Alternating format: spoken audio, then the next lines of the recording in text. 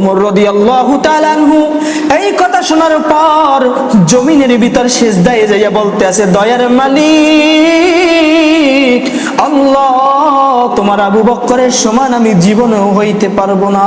সুবহানাল্লাহ, তোমার আবু বকরের সমান আমি কখনো হইতে পারবো না। এই কথা বলার পর হযরত ওমর রাদিয়াল্লাহু তাআলা আনহুর চোখ দিয়া পানি পড়ে।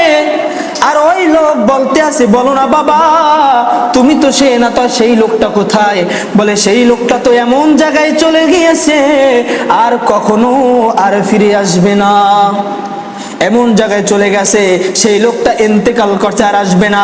আর সেই লোকটা কে? বলে সেই লোকটাকে বলে সেই লোক অন্য কেহ না, এই পৃথিবীর খলিফা, প্রথম খলিফা হলো হযরত আবু বকর রাদিয়াল্লাহু তাআলা আনহু।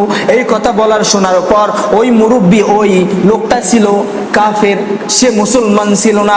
সে বলতে আছে, যদি ওই লোকটা যদি খলিফা হয়ে থাকে, নবীর সাহাবী হয়ে থাকে, তার আদর্শ যদি এত সুন্দর হয়, তাহলে আমার নবীর আদর্শ জানি কত সুন্দর ছিল। সুবহানাল্লাহ। এখন ওমর রাদিয়াল্লাহু তাআলা আনহুকে বলে, তোমরা সবাই খাওয়াইয়া যাইতে আসো, কিন্তু কারো পরিচয় তুমি দিতে আসো না।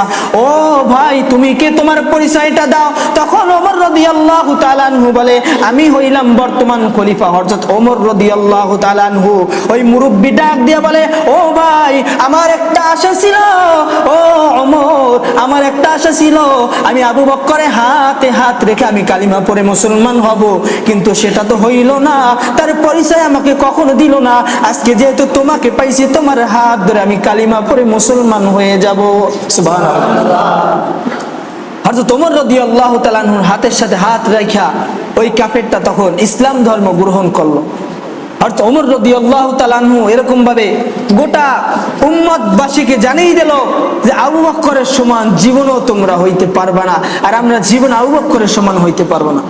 এই জন্য রাসূলুল্লাহ সাল্লাল্লাহু আলাইহি সাল্লাম বলেন যে, মুসলমান, তুমি এটা মনে করিও না তুমি মৃত্যুবরণ করছো, তুমি 5 ওয়াক্ত সালাত আদায় করছো, তুমি কবরে তুমি জান্নাতের ভিতর ঠাক ঠাক করে চলে গেছো। না, তুমি কার সাথে কি আচরণ করছো, কার সাথে কি করছো, কার টাকা মেরে খাইছো, কতটা সুদ খাইছো, কতটা ঘুষ খাইছো, এগুলো থেকে যতক্ষণ পর্যন্ত তুমি আল্লাহর সাথে তওবা না করে তুমি তোমার গুনাহকে মাফ করাইতে না পারবা, ততক্ষণ পর্যন্ত তোমার কবরে জান্নাতের সিটা ফোটাও নাই।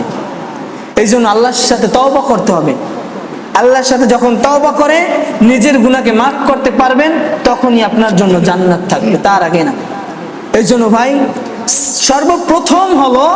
সর্বপ্রথম জান্নাতে যাওয়ার মূল প্রথম মাধ্যমই হলো সালাত। মূল মাধ্যম হলো সালাত। দ্বিতীয়টা হলো মিথ্যা কথা বাদ দেওয়া। এই দুইটা জিনিস যে করতে পারবে, তার জীবনে সে গুনাহ করতে পারবে না। আল্লাহ তাআলা বলে, বান্দা যখন হাঁটবে, বান্দা মনে করবে আমি আল্লাহ তাআলা বান্দাকে সর্বদা দেখে। এটা যদি সে মনে মনে করে, মনে মনে রাখে, তাহলে সে কখনো গুনাহ করতে পারে না। আল্লাহ তাআলা আমাদের যেই কথাগুলো বলা হয়েছে সেই কথার উপর আমল করা তৌফিক দান করুক। আমা তৌফিক ইল্লা বিল্লাহ।